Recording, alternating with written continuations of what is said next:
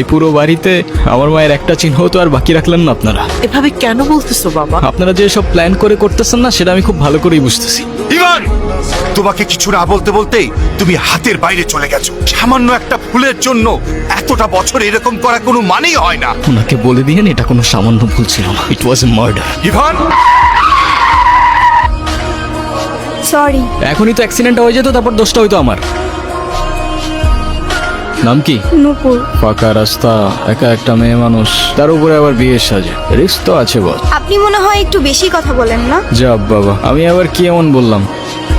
আপনি সত্যি আমার অনেক বড় উপকার করলেন। আমার একটা ফ্রেন্ড আসবে, আপনি তাহলে যান। হ্যাঁ, ওকে। আপনি আবার এদিকে একা একা চলে আসছেন কেন? আপনার ফ্রেন্ড আছে নাই? আপনিও কি ফলো করতেছেন আমাকে? হ্যাঁ, আমিও ফলো করতেছি আপনাকে। নেন। সরি, আসলে আমার একদমই খেয়াল ছিল না। আপনি কি আমাকে একটু শ্যামপুর স্টেশনে পৌঁছে দিতে পারবেন? ওকে, প্যারা নাই, চলেন বাসায়। জানে কি এই যে পালিয়ে বিয়ে করছেন? এত কিউরিসিটি থাকা ভালো না, বুঝেছেন? না, আজকাল তো 2 দিনে ভালোবাসা হয়, 3 দিনে পালানোর পর 4 দিনে ডিভোর্স হয়ে যায়। তা আপনার কত দিনের রিলেশনশিপ? অনেক দিন। আপনার কল আসতেছে, কলটা ধরেন। কি হলো, থামলেন কেন? আমার ক্ষুধা লাগছে, খাইতে যাব। আপনি খাবেন? না। ঠিক আছে, খাইলে আসেন, না খাইলে নাই। আচ্ছা, আপনি কি মানুষ বলুন তো? একটা মেয়ে না করলো আর সাথে সাথে তাকে রেখে চলে আসলেন? আপনার ভাগ্যটাও ভালো, আমি আপনাকে 2বার জিজ্ঞাসা করছি। তা না হলে একবারের বেশি 2বার আমি কাউকে বলি না, বুঝলি? চলেন তাহলে আপনাকে পৌঁছে দেই। ঠিক আছে তাহলে, আই গেস আমাদের জার্নি এখানেই শেষ। আচ্ছা, আপনার বয়ফ্রেন্ড কই? আচ্ছা, আপনার ফোনটা একটু দেন তো। শিওর। কি হয়েছে, তুমি কল ধরতেছো না কেন? আমি স্টেশনে এসে দাঁড়ায় আছি। তুমি চলে আসছো, আসলে একটা প্রবলেম হয়ে গেছে বুঝছো। প্রবলেম মানে কি হয়েছে? আসলে দেখো, বাসায় সব জানাইছি। আম্মু বলতেছে যে মেয়ের বাপ মায়ের পরিচয়টাই নাই, সেই মেয়ের আমি ঘরে তুলতে পারবো না। আমার আসলে কিছু করার নাই, আমি আমার ফ্যামিলির কথার বাইরে চাইতে পারবো না। নেন, এই শহরের মানুষগুলোর জন্য কান্না করে লাভ নাই, মুখটা ধুয়ে ফেলেন, আর পারলে সাথে নিজের কষ্টগুলোও মুছে ফেলেন। বলছিলাম না, আজকাল মানুষের 2 দিনে ভালোবাসা হয়, 3 দিনে পালাই গিয়ে 4 দিনে ডিভোর্স হয়ে যায়। আপনার তো তাও ভাগ্য ভালো, আগেই কাহিনী শেষ। আমার সাথে বারবার কেন এমন হয় বলতে পারেন? সে যেহেতু আসে নাই, আপনি বাসায় ফিরে যান। না, আমি আর ওই বাসায় ফিরতে পারবো না। ফিরতে চান না মানে? ঠিক বুঝতে পারলাম না। মা বাবা হারানোর পর আমি আমার মামা বাড়িতেই বড় হই। কিরে এত দেরি হলো যে? জায়গা যাও, বেতন দিছে না? মামা দিছে। তো খারাপ আছিস কে? টাকাটা দে। এনে এই 500 টাকা তোর কাছে রাখ। আর তোর মামি আসলি কোষ? আমি হাটে গেছি। মামার একটা বদ অভ্যাস, মামা জুয়ায় আসক্ত।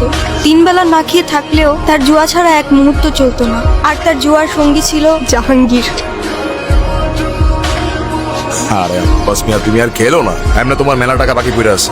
এমনি খেললে তো বাড়িঘর বন্ধ থাকতেও। এর থেকে তোমার আমি যেটা কইছি সেটা তোমার লেগে ভালো। জাহাঙ্গীর নিজের স্বার্থ উদ্ধারের জন্য সবকিছু করতে পারে। সুযোগ বুঝে আমাদের বাড়িতেও চলে আসে একদিন। রেখা, এগুলো ওরে পড়ায় নিয়ে আসো। আজকে জাহাঙ্গীরের লগে ওর বিয়া। মাইয়াডার তো কিছুই কর নাই। বেশি কথা বাড়ানো তো। যাও, ওরে রেডি করে নিয়ে আসো, যাও।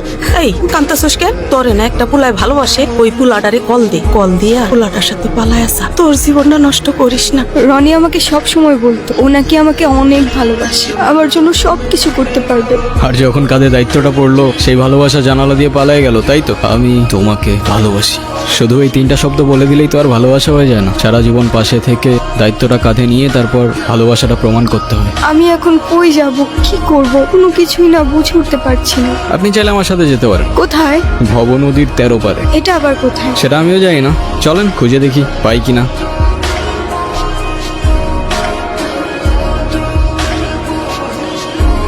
কি হলো?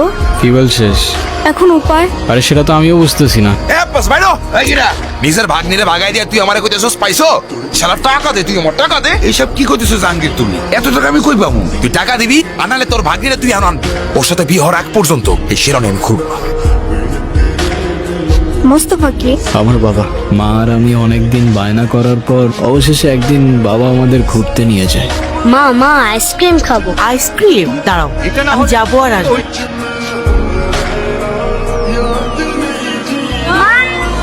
আজও যখন দিনটার কথা ভাবি, মনে হয় বাবার দেওয়া সেই সময়টা হয়তো বাবা কষ্ট করে না দিলেও পারত। মা যাওয়ার পর থেকে বাবা আর আমার দূরত্বটাও বাড়তে থাকে, আর শুরুটা হয় বাবার সেকেন্ড বিয়েটা দিয়ে, যেটা আমি কোনোদিনই অ্যাকসেপ্ট করতে পারি। আচ্ছা, তোমার ফোনটা একটু দিবা? মামিকে ফোন করে জানাই আমি ঠিকঠাক আছি। নূপুর, সকাল হয়ে গেছে, যেতে হবে। কোথায় যাব? ওই ছেলেটার না আসার কথা। আরে ওর ভরসায় বসে থেকে আর লাভ নেই। কোথায় না কোথায় কি খেয়ে পড়ে আছে কোনো ঠিক নাই। এই গুরু আইসা গেছে আমি গুরু কই ছিলি তুই? তেল নিয়ে আসছস?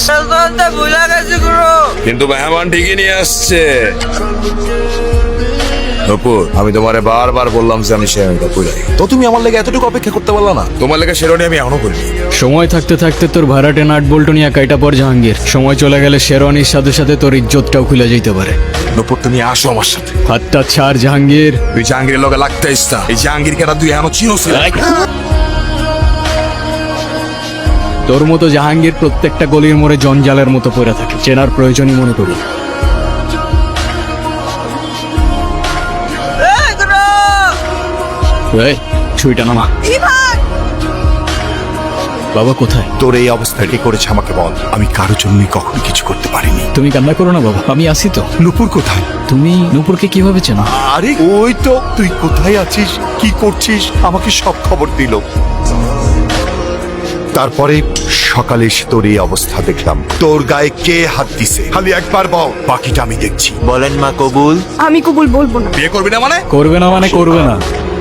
তুই আবার এনেছিস? ওরে আজকে আমি এই সাবধানে, তোর জবানের চেয়ে ওর ট্রিগার ফার্স্ট চল। একবার চেপে দিলে তোর কথা আর আমার কান পর্যন্ত পৌঁছাবে না ভাই। বাবা, এই জাহাঙ্গীর আমার সহজ সরল ভাগ্নিটারে ভয় ভীতি দেয়, আজকে বিয়ে করতে আইছে।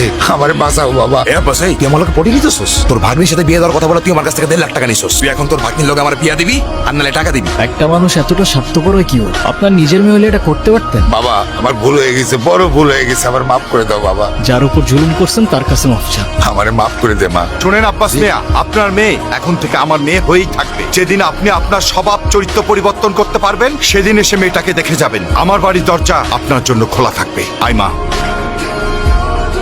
একটা জীবন সমুদ্রে তার মুক্ত একটা পাখি, আলোতে এলেই দেখা যায় বোকা অন্ধকারের সাথে। সবশেষে পাশে পরিবার, আর পরিবারই তোর লাঠি।